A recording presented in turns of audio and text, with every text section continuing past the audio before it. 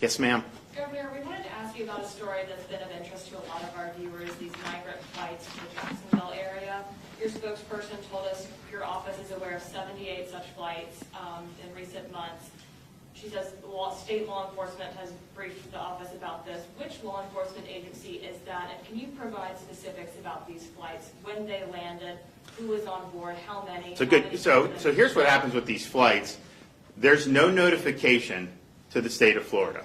These are done mostly in the middle of the night, and it's clandestine, and we really have no say into it. So what we're going to do, so I don't know on the top of my head everything, but we could provide. I know when we initially got wind of this, it wasn't through normal channels. It's people in the federal government who are effectively leaking this to us so that we have a heads up on it. I've talked with Mayor Curry. I've talked with my folks. We need to talk to the airport people. We're going to get together and figure out what we can do in the immediate term to protect folks in Florida.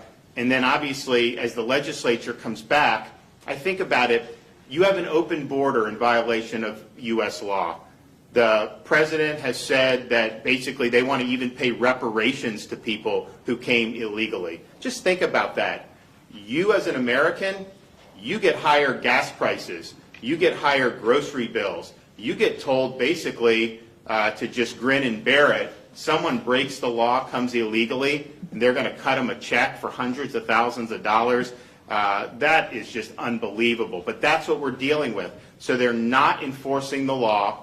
I had people there to help Texas, Governor Abbott. We had some of our state law enforcement there in June and July, and they did a great job. But what would happen is people would come illegally, our folks would apprehend, you turn them over to the feds, and then the feds put them on a bus and send them around, or put them on flights and send them all over the country. How is that something that's effective? So we have to look at that and say, we are suing the Biden administration over that. We have a pending lawsuit. I think we can be successful on it, but that's not going to happen overnight. Then we have to look at, okay, if these contractors are being contracted by the federal government and they're imposing problems on us. We had somebody that was murdered by somebody that was brought in by Biden. We should be able to have consequences for those contractors. And your ability to do business in Florida, I think, should absolutely be curtailed based on whether or not you're bringing problems or not bringing problems. And the fact of the matter is, this border should be secured.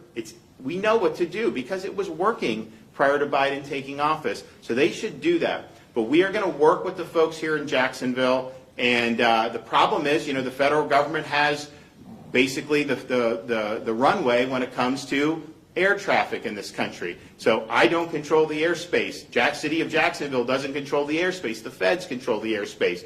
So they can shut us out. Now this lawsuit, maybe we'll get some relief from the lawsuit. But short of that, we need to get together and figure out ways to be able to do it. We knew, one of the things that was concerning to me, and look, you can't prove any of this stuff, but they were bringing flights in May and June, we found out here. And why was that? And then Jacksonville, you saw what they had to deal with some of the COVID stuff. So there's all these things. It's just like, why? Why not just kind of let folks alone? So there's absolutely going to continue we're going to have action across a wide variety of fronts. If I may follow up again, which law enforcement agencies are providing this information, and do you have any details about the number of flights, when, the number of people? So in terms of like each individual flight, I can tell you, I know that they started in May, and I know that they've continued. Whether they have the ledger of everything, you'd have to talk to my office about that. But our state law enforcement agencies are engaged in this. And again, this is not something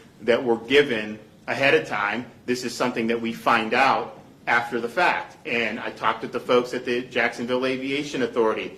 Feds come in, they do it, they got a bus. My view would be, why don't we, if they're going to come here, we'll provide buses and provide them. I will send them to Delaware and do that.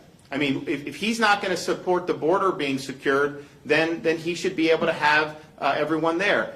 So we will do whatever we can in that regard, and we are absolutely going to do everything we can.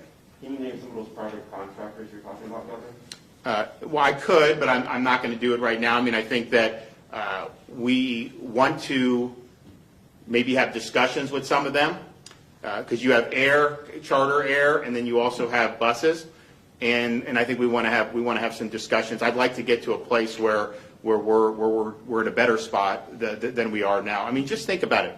If they're not going to do anything to change this, maybe we'll win in court, maybe we'll have something that pushes back. But even then, you saw what happened with the OSHA decision.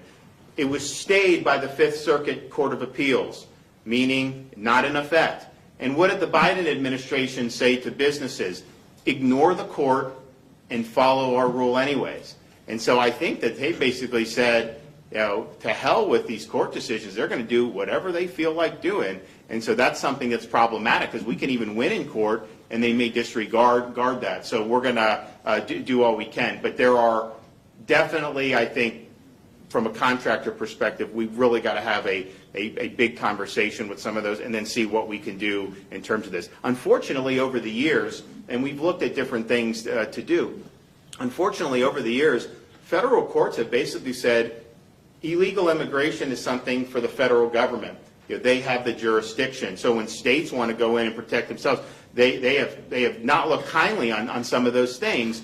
And I'm not sure that's the right decision, but clearly, if it's the federal government's responsibility, but then the federal government defaults on that responsibility, then the states still have their hands tied.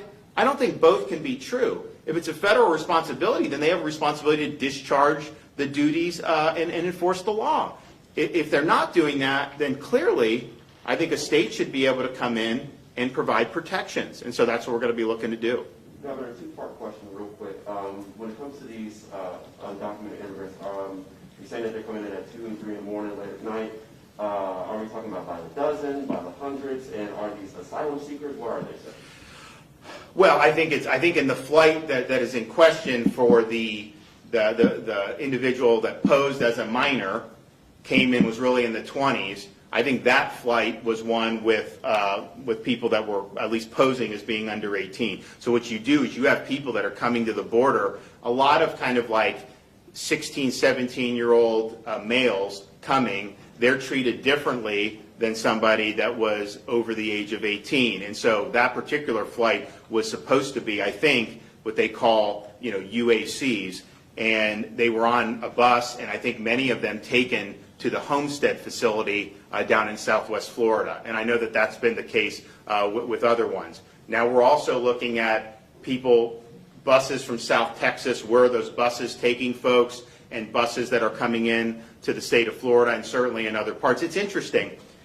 If you're trying to deter kind of illegal migration in the interior of the country, if you come illegally and they don't catch you, it's actually in some respects worse than if they catch you, because when they catch you, they'll give you money or potentially put you on a conveyance to get you somewhere, whereas if they don't catch you, you're kind of on your own and you don't necessarily get any money from the government and everything.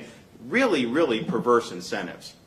All right, well, we will be back. I am going to be working. I've talked to the mayor, and so just let people know in Northeast Florida, we are going to work together. And we just want to make sure that our communities are protected. Thank you.